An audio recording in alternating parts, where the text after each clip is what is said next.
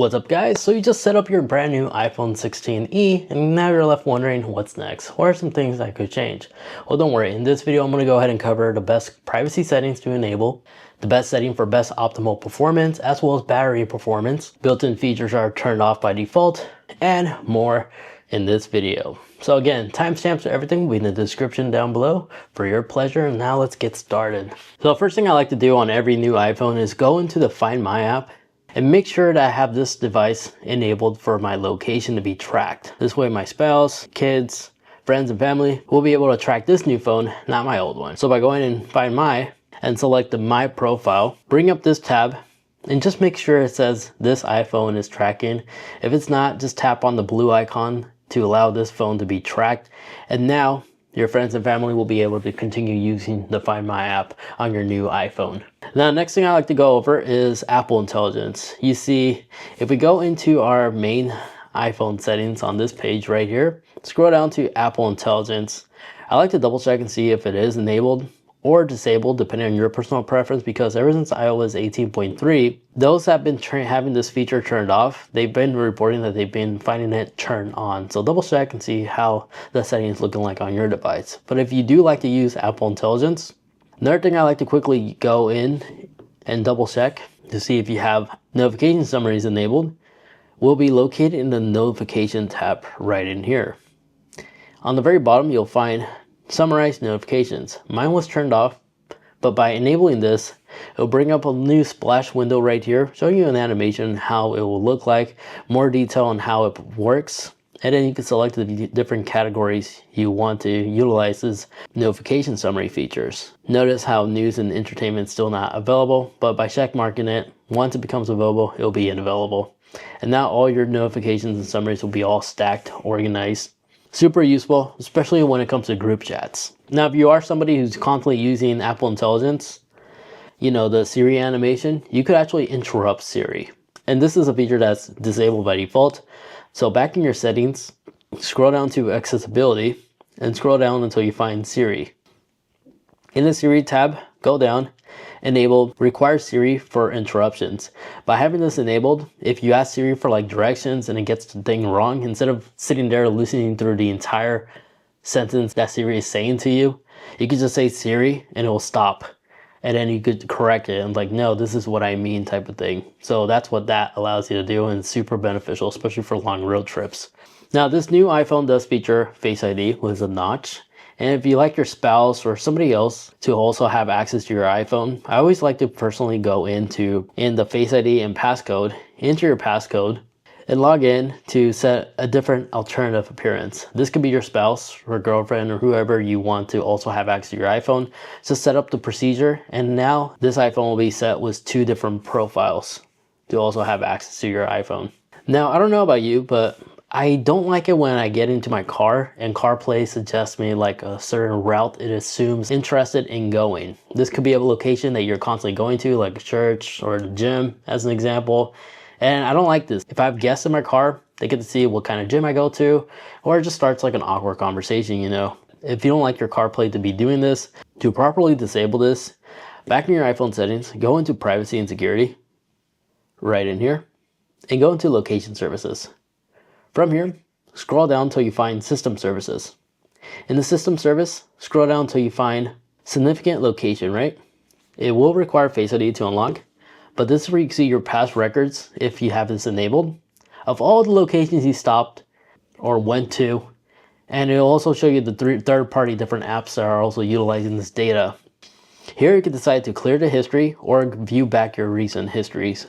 But by having this turned off entirely, CarPlay will no longer suggest certain routes it assumes you're planning on going based off your daily habits or just coordinates or directions you added on maps just to see on the property, just to see a property that was for sale. That's how you could disable that annoying feature.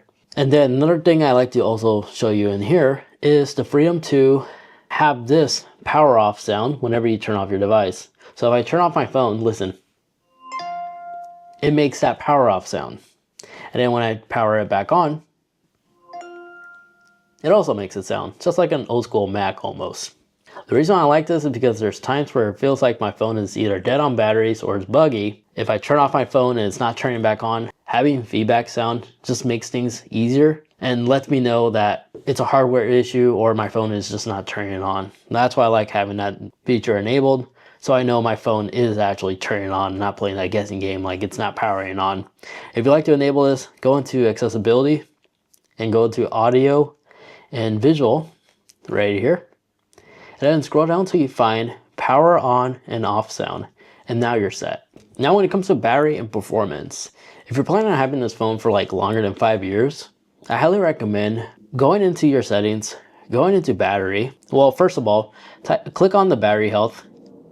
If you just bought this phone and you bought it brand new out of the box, I like to personally visually verify to see if there's no charge cycles on this phone, knowing that it is indeed new, not a used or pre-owned version. So by having 0, that means our phone is good. That's great. But backing out of here, go into the charging tab. You can either set it at a percentage where your phone will automatically stop charging if you leave it just plugged in, or if you can set it to 100% and enable battery optimization. By having battery optimization enabled, the phone will learn your charging habits. If it notices a pattern that you've been waking up every time, like around 6 a.m. as an example, your phone will pause charging like around 4 a.m. or 5 a.m. and will begin charging all the way to 100% at 6 a.m. when it realizes that's your consistent routine. So when you wake up in the morning, your phone will be set at 100% and will immediately start decharging as you progress through the day. Because just like electric vehicles, if you just leave your device at 100%, it's likely to harm the longevity of your battery health in the long run. So by having that enabled, that's basically what that does. But if you like to set it to 80% and give yourself like a 20% buffer, just like an electric vehicle, having that 20% buffer is also scientifically proven to be healthier for your phone than having it sit there at 100% with a full charge while it's plugged in. So for the best battery longevity, 80% is the sweet spot, 90% is pretty good, but 100% you're kind of pushing it. But by leaving it at 80%, you're likely to maintain 100% battery health to last a lot longer. Now, something that is disabled on default is the battery percentage, because when I first unboxed my phone, it wasn't showing me the battery percentage here. I had to bring down a control center, but by enabling it right here, you'll see the battery percentage right there with the battery tab. And then if there's days where you need to preserve as much battery as much as possible in case you're going like hour hike or something as an example, in Control Center, I highly recommend having low power mode shortcut right there enabled. This allows you to quickly enable low power mode whenever you feel like it right there on your screen instead of having to go into the settings.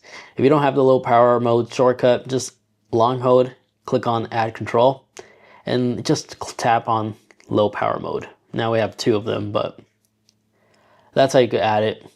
This way, you don't enter low power mode when it's already too late, when you're already at 20%. You can just enable it right here.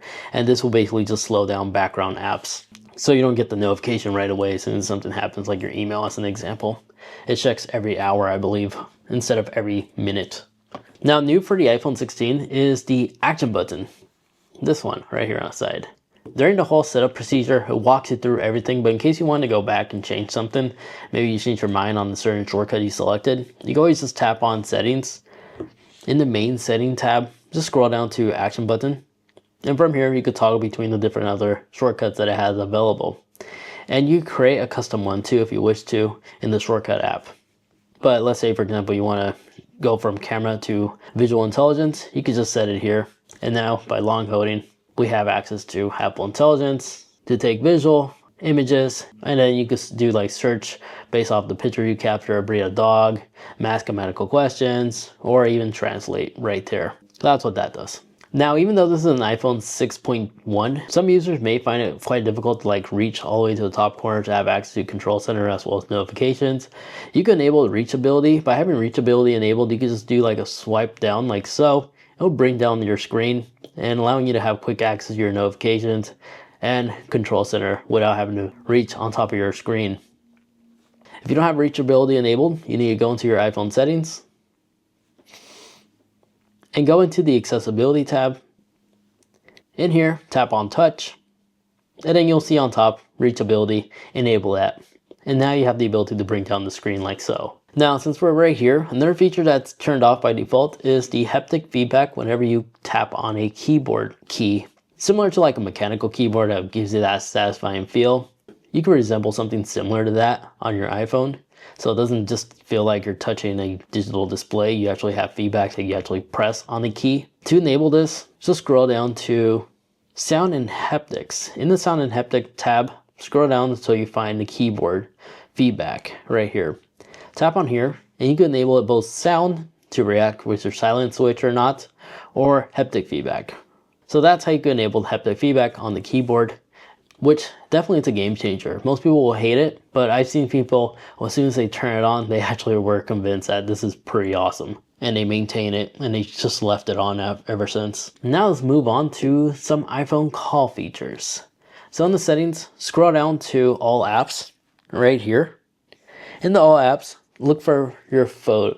Look for phone. In the phone tab, scroll down until you find silent unknown callers.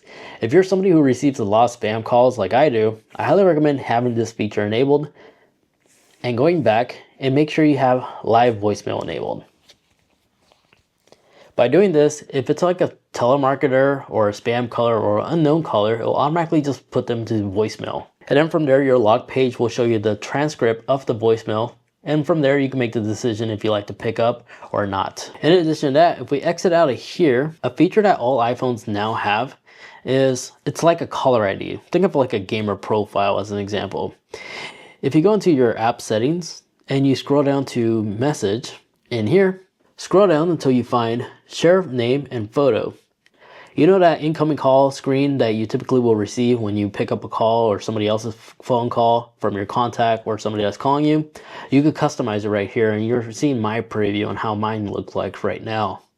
This is where you go in and actually customize it, but from here, this is where you can select a preference if you like to share it all the time, or you can disable it all entirely, or tap edit. It'll walk you through the whole customization profile ability. You can edit your name and what shows up whenever you call another iPhone user. Or you could decide if you want it to show to only contacts or always ask before it shows you this information. I personally prefer only ask because whenever I receive a business call and stuff like that, or I'm unsure, they don't need to see who I am or what's my personality. But you can also change it to always ask, so you have the power to enable this ability or disable it, especially if you're receiving like an interview to a job that you're not certain about. Now, let's get out of here and let's talk about the camera, because this phone does have a nice upgrade from the previous generation iPhone SE. The 16e actually has a 48 megapixel camera, which means it can now record 4K at 60. So in the camera tab, in here is where you can select the default camera settings. If you have a large storage amount, I do recommend at least taking advantage of 4K recording. If not, you can set it to 1080p 60 FPS or 4K 60 FPS. Personal preference, of course, this will use up more data. And then down here you can decide if you want HDR video or no HDR video. But back here, what I like to show you is the grid as well as level. So by having the grid enabled, if we open up the camera app, we have the rule of thirds. And if you like to enable the leveler, we go back, you have this little plus in the middle. That'll basically help you line things up with your subjects. And then mirror, front camera, personal preference. It's just going to flip your camera if you're using the front camera. But down here, if you like to adjust the photographic settings style, you can always just go back and change between different contrasts that it has available.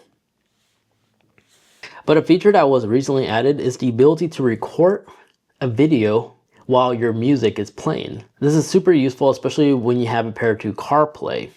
As previously, when you start recording, it will automatically pause the song you're playing.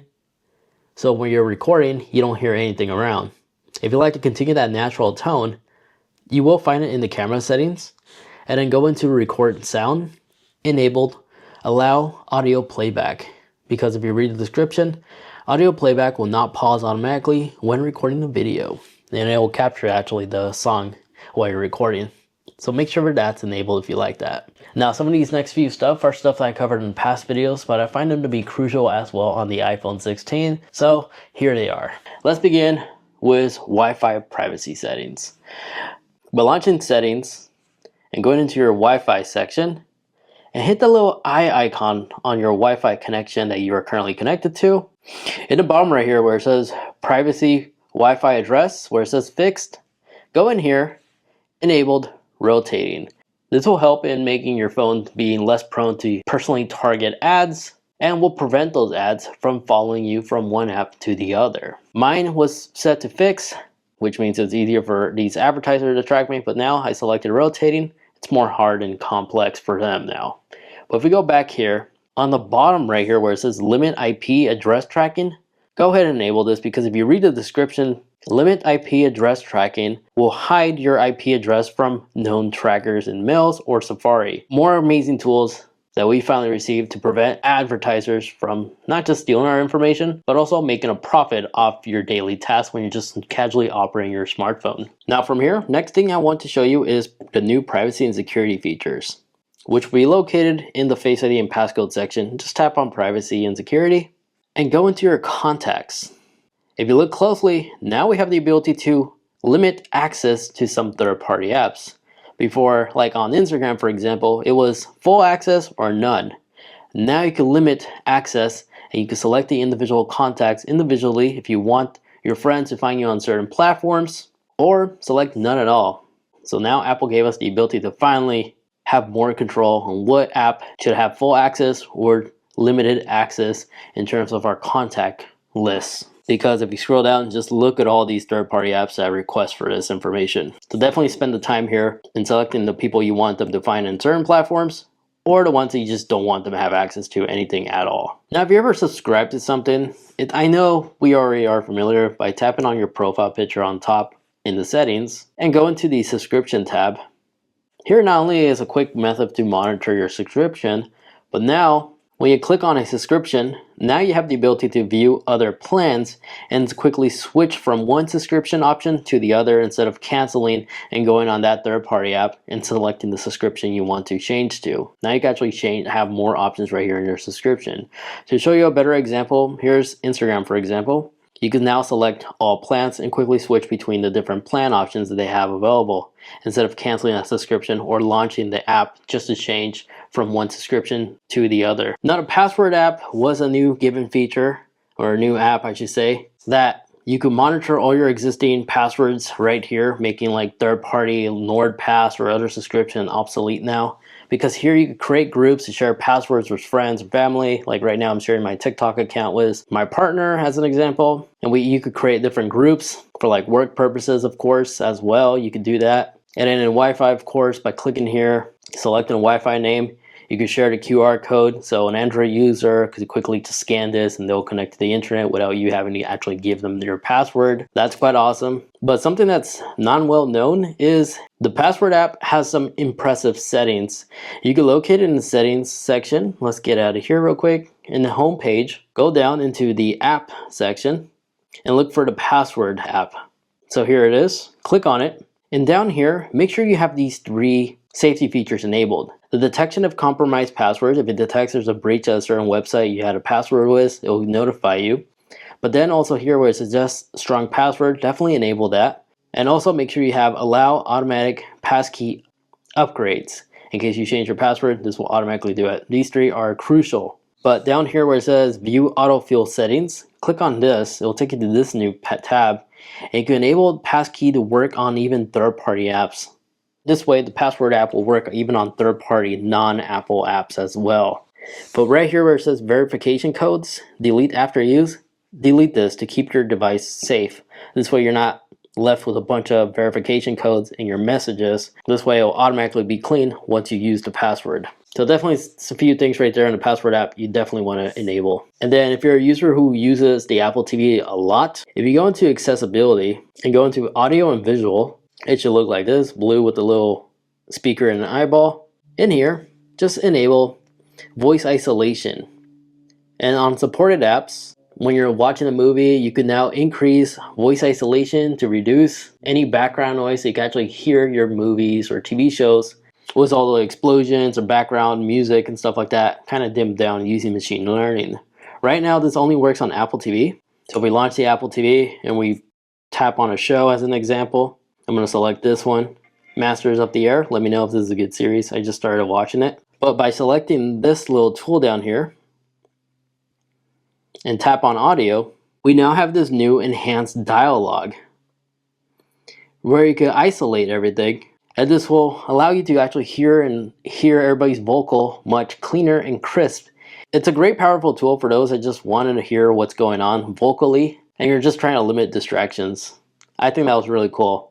This was originally only available on the Apple TV, but by doing this, you can now enable it on the iPhone as well. Now, a tool that was given to us on FaceTime, because now when you're FaceTiming, right now I'm FaceTiming myself with an iPad, you can tap the share icon, right? You can actually share your entire screen. A 3-second countdown will start, and then the other device will be able to control your iPhone from here. Because on the top corner of the device that's screen sharing with you, you can request to get control, right?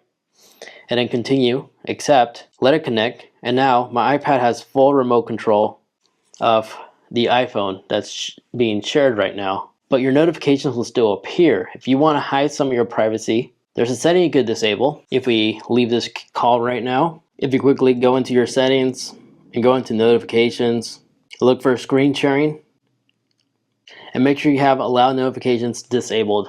So now when you're screen sharing, your notifications, it won't pop up there, and you don't have to have your mode selected or anything like that. We'll just do this by default. Then, if you have a babysitter or somebody who's constantly going into your house, and you have a smart deadbolt that's compatible with HomeKit, by launching the Home app, and you tap the plus icon over here, in the Add People section, there's now a new guest access, where you can tap here, invite them with their contact information, and once you do that, you'll see a screen where you can set an actual schedule and the device they have access to. So if it's like a babysitter that's coming in between 1 through 5, they'll have deadbolt access to your house until that time period, and then once they leave, they lose access. That's a cool little tool right there. Another cool feature can be located in Safari, where if we go to something like 925 Mac as an example, and you click on like an article, if you tap these little dot icons on the bottom over here, you now have a new hide distraction ability. Here you could use this to like hide ads or any column. So like this ad as an example, that's how I could benefit off of this. It's not ad blocker because you have to manually do this. But if you're trying to share something with like a friend or a family member, and you're just trying to hide, I didn't mean to do that. There you go. And you're trying to hide like any distractions, just do this. And then you can take a screenshot once you're done to give you like a cleaner layout. In addition to that, if you go into your settings, there also is another Safari tool you need to manually enable. In here, go into the app section and go ahead and look for Safari right here. And on the very bottom where it says highlights, turn this on. By having this on, now whenever you click on an article and you hit this little dot, it will summarize everything automatically for you. And yes, if you notice, if you live in California, your state driver issued ID can now be used in the Apple Wallet. I set this up recently, so just launch the wallet app, tap the plus icon right here, and then select driver's license, and then California is now available to be selected. It looks like it's going to take a day or two to be approved though from the DMV because it's still in the verification process. And then if you own a pair of AirPods, I already covered this in the other video, but in case you missed it, if you have AirPods second generations, doesn't matter if it's USB-C or Lightning, we got given new settings as well. So on the main page of our settings, click on your AirPods to connect, scroll down, and then click on adapted audio. Now you have the ability to adjust adapted audio if you want more noise reduction or less noise reduction, or leave it by default. So if you use the awareness feature right here, adaptive audio control, that's what you're basically adjusting right here. More freedom to us to customize it. Then in addition to that, if you go down and you see head gestures, this is where you can enable head gesture to nod your head for a yes or a no. Whenever Siri is requesting, would you like to answer? You nod your head no or yes to pick up the call. There's also a try gesture right here. By clicking on here, you'll be able to preview it before you can actually start using it, so you have a general understanding how to use it in the real world when the opportunity does come. But now putting that aside, if you may have noticed, my keyboard has English and Spanish, as now you can actually add multiple languages in your keyboard. You'll be able to do this in the settings and click on general and go into keyboard right here and click on the language you have selected right now for your keyboard. So in our case, we just have English. By clicking on here, on the bottom here where it says add language, you have all these different languages to choose from. So in our case, I'm just gonna pick Spanish, keyboard layout preference, but by default, it's good enough. But now whenever you launch your keyboard app, you'll see that it has English and Spanish. And as soon as you type in something in English, you know how it gives you suggestions. And by doing this, you know, whenever you type in something in English, it'll give you like suggestions on top. But now when you type in things in Spanish, it'll automatically adapt to Spanish. It'll give you Spanish suggestions. So that's pretty cool. You can fit 2 languages in the keyboard now. And then this little cursor that's blinking, if you don't want it to blink, there's a setting for that now as well. You can locate this in the settings and just go into accessibility. Just look for motion. And where it says prefer non-blinking cursor, enable that. And now if we go back, it's a solid block. It's no longer blinking. And then if you have an Apple Watch and you want to offload like some maps, just launch the map app on your iPhone. And on the very bottom was your profile picture. Click on it. And then go ahead and click on the offline map section. On here, you can download a new map. Just follow the on-screen instructions and hit save. But once you save quite a few, where it says automatic update, I like to have that enabled, but where it says sync with Apple Watch, enable it. So now next time when your Apple Watch is in the charging dock, it will automatically synchronize the offload map and put it on your Apple Watch. And if you like to save routes to be offline as well for your hikes, it's a similar process. Just on this page, just click on library, and then in the route section, this is where you create a custom route. And it's as easy as literally just dropping a pin once you find the route, like that, and then where you want to end it, like that. And you'll see the options to reverse it, out and back, or create a closed loop. And then just tap save, name it whatever you like to name it, tap save again, let it save. Right now it's pending. And now you're all set. And so long as you have offload maps enabled, it will automatically synchronize it to your Apple Watch as well. And on your Apple Watch, you'll be able to just go into the maps and just click on the magnify glass, tap the more, and you'll see your route right there. And then these next ones are a couple added bonus, but just in case you don't know, now whenever you send a message, when you tap the plus icon, we now have a new send later option where you could type in the message and then set the schedule when you want it to be sent automatically. And the cool thing about this automatic send, if you found it to be really low, you can always click and drag it to the very top if it's a feature you are constantly using. Another cool thing can be located in photos. If you recently recorded a video, click on the edit.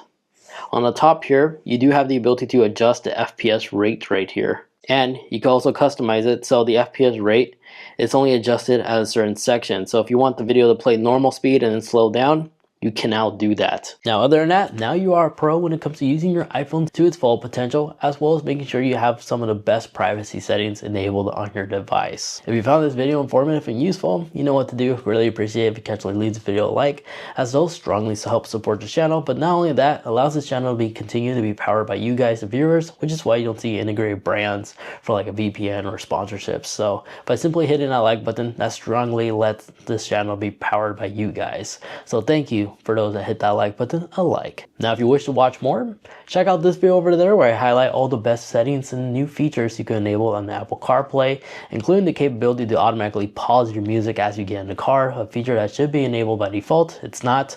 I show you how you can do that in that video over there. And you wish to step things up a notch, I got that video over there for you as well. Thank you so much for watching.